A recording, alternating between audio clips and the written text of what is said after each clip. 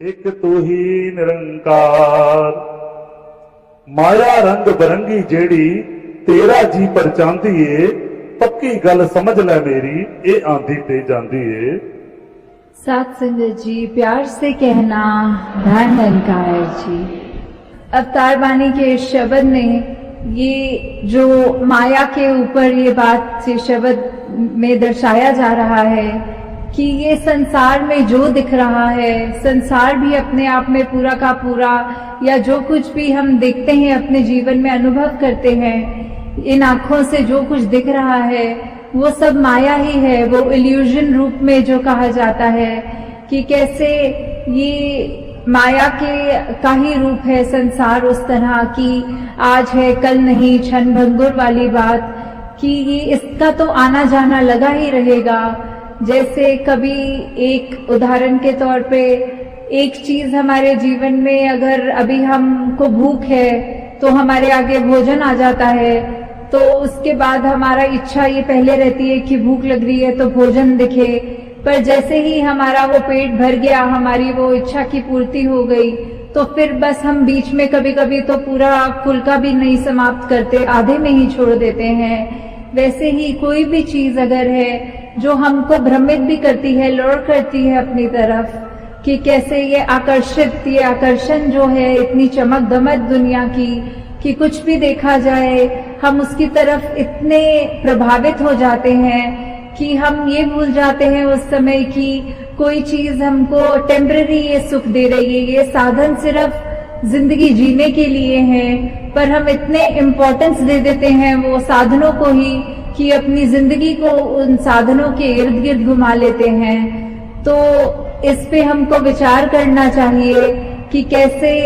सिर्फ ये जो माया का रूप ये परछाने वाला है, तो जब तक ये याद रहेगा कि ये एक आने जाने वाली चीज नहीं है, ये टेम्पररी है, ये कोई परमानेंट चीज नहीं है, तो उतना ही हम उससे एक अपना ऐसा साधनों के इस्तेमाल तक ही लिमिटेड रहे, उसको अपने मन पे अपने दिमाग पे इतना ना चढ़ा ले कि बिना उन साधनों के वो गुजारा होना संभव नहीं है। हाँ जी। सुख दुनिया दे परछावे ने जेकर प्रीता पाएगा, टल गए परछावे जिस तम रोएगा पुरलाएगा। तो यहाँ परछाओं की तरह ये दुनिया में सब ये माया को कंपैरिजन में किया जा रहा है कि जैसे अगर हम कहीं खड़े होते हैं, हमारे अगर पीछे से लाइट आ रही हो तो अपनी परछाई हमें आगे दिखती है, और अगर हम उसको पकड़ने की भी कोशिश करेंगे तो जितनी तेज हम आगे परछाई की तरफ जाएंगे उतनी तेज परछाई और आगे को जाएगी। तो ये माया भी उसी के संतुलन, उसी मुकाबले में ऐसे ली जा रही है कि ये तो एक परछाई ही है, हम चाहकर भी वो परछाई को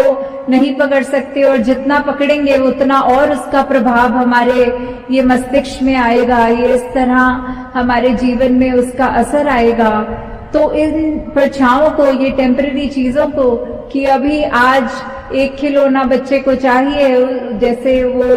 उसको माता पिता वो दिला देते हैं, तो अब कल को वो उस खिलौने से ही बोर हो जाता है, वो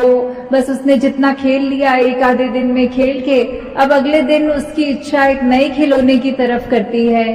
तो वैसे ही हमारे साथ भी होता है कि जितनी भी ये परछाई रूप है, ये माया है, ये जो सिर्फ दिखाने के लिए है सामग्री, वो हम उसको निरंकार से ज्यादा जुड़े, ना कि वो सामग्री से। हाँ जी। जो कुछ अखी नजरी आंदा आवन जावन वाला है, अकलों अन्ना मूर्ख बंदा जो इस दामत वाला है। तो अब यहाँ कहा जा रहा है कि कैसे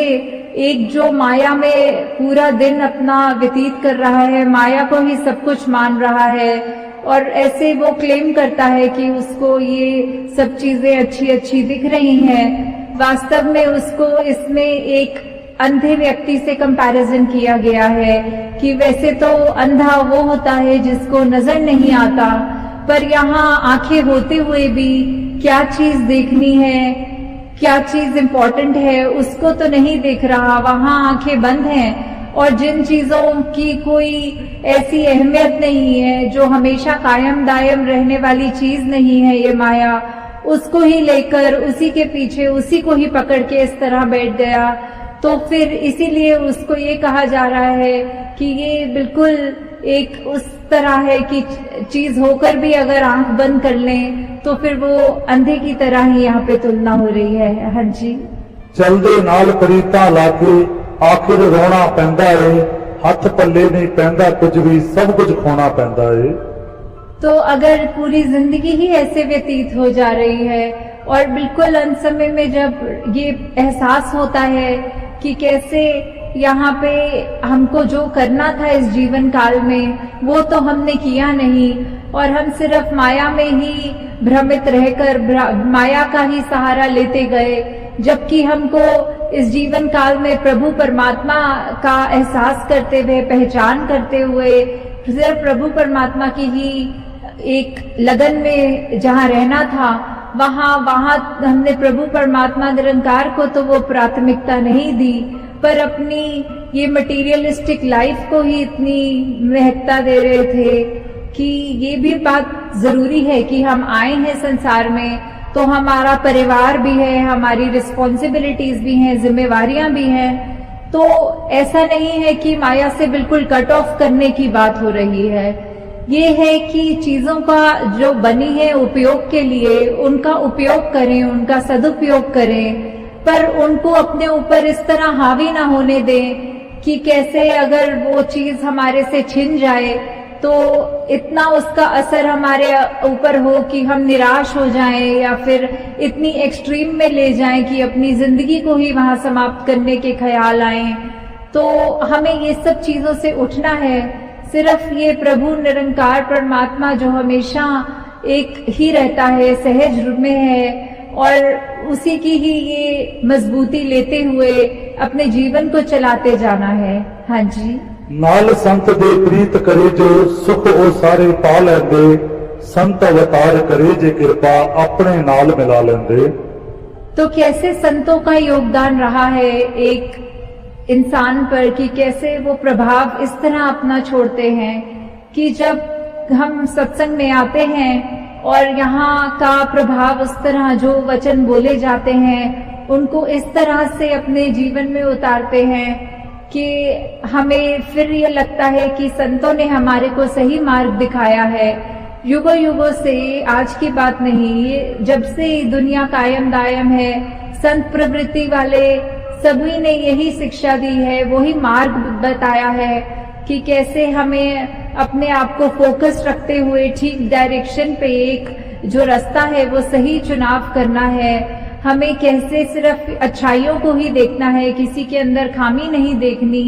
कोई भी वस्तु, इंसान तक ये माया का रूप है तो उसके अंदर भी हमें कुछ बुराई को नहीं देखते हुए या उसकी अच्छाई या बुराई से इतने प्रभावित नहीं होते हुए कि हम अपना फोकस खो के सिर्फ उसी पे टिप्पणी करते रहें या उसी के बारे उस तरह मन में सोचते रहें। तो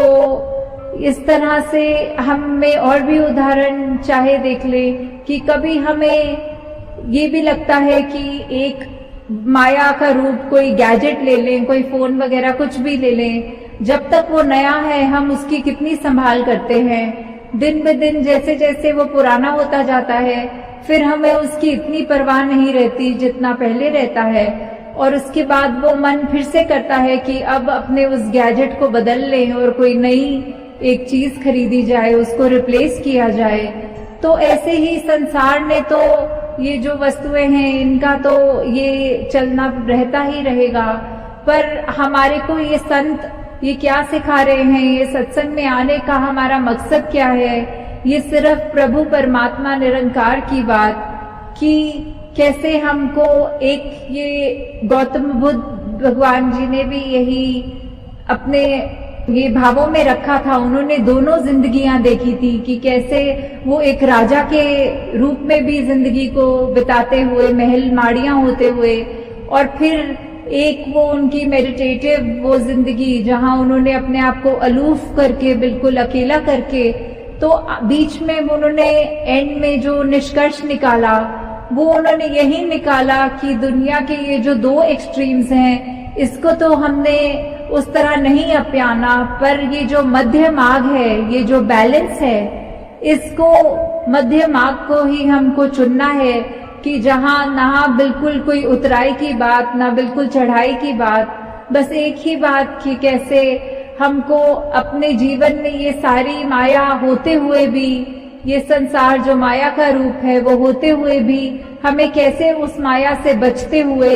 सिर्फ और सिर्फ ये परमात्मा में अपना ध्यान जोड़ना है। कैसे हम ये जो ब्रह्म ज्ञान की दात जो प्राप्त कर चुके हैं उसके बाद भी अगर हम उससे ज्यादा, निरंकार से ज्यादा इम्पोर्टेंस अगर और किसी को दे रहे हैं तो इसमें कमी हमारी ही है कि हम कैसे उसको इतना जो अनमोल सी वस्तु है उसको लेते हुए ध्यान में नहीं बल्कि और चीजों में दिन रात लगे हुए हैं। तो ऐसे ही वही बात कि जहाँ पे हमें एक जैसा नहीं अपना जीवन को सहज भी बनाना है, हमें उतार चढ़ाव कैसे भी हो, कोई भी हमें किसी भी भ्रम में डाल दे।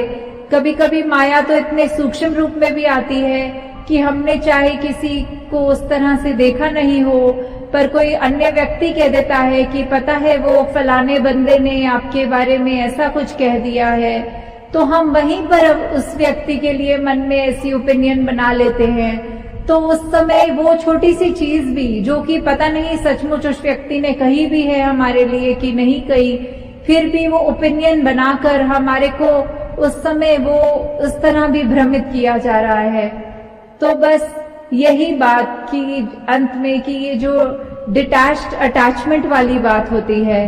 कि हमें ये जीवन मिला है, ये सारे सुख समृद्धि मिलती है, ये हमारे लिए वस्तुएं भी हैं हमारे आराम के लिए, उनका उस तरह इस्तेमाल करें कि जब तक हमारे पास वो चीजें हैं वो शुक्राना करें, और अगर कुछ हमें दिख रहा है कि किसी और के पास है हमारे पास नहीं, उसमें भी शुक्राना ही करें कि चलो जितना दिया निरंकार ने हमें उतना हमारे लिए अच्छा है। और उन चीजों का ऐसा प्रभाव भी ना पड़ने दे कि कभी अगर वो चीज हमारे पास थी और अब आज की डेट में नहीं है तो इतना उससे हम अटैच हो गए कि अब उसका ना होना हमारे को अंदर से हमारे मति भी मार रहा है, दिल को भी बुझा रहा है और ऐसे डिप्रेसिव ख्याल दे रहा है। तो दासी ने पहले ही बहुत आप सबका समा ले लिया है और आज संगत भी इतने उत्साह से दूर दूर से आई है, सिर्फ पठानकोट की ही नहीं, आसपास के जम्मू के भी और भी इलाके जितने भी आसपास हैं। तो ये जो उत्साह है आप सबका सेवा के प्रति, सिमरन के प्रति, सत्संग के प्रति, ये बढ़ता चला जाए। और जिस तरह अभी भी महापुरुष जिक्र कर रहे थे कि आज जहाँ हम सत्संग कर रहे हैं वो जंगल के रूप में ये एरिया था और किस तरह आप संतों की सेवा लगकर ही ये इस रूप में हमको हो सका पॉसिबल कि यहाँ अब ये विशाल प्रांगण के अंदर आप सब आराम से बैठ रहे हैं। तो दासी और समाना लेते हुए इन्हीं शब्दों से आपसे आज्ञा चाहेगी और यही अंत में फिर से गुजारिश कि जब हम अगर सत्संग में हैं तो सत्संग को प्लीज सत्संग की तरह ही लें। वो कोई मेला नहीं है, वो कोई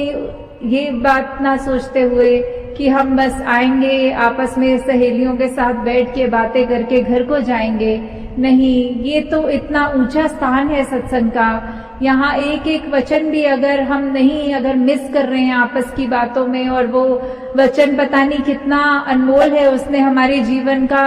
क्या क्या बदलना है, क्या क्या रूप निखारना है। हम संगत होते हुए भी संगत को नहीं सुन रहे हैं तो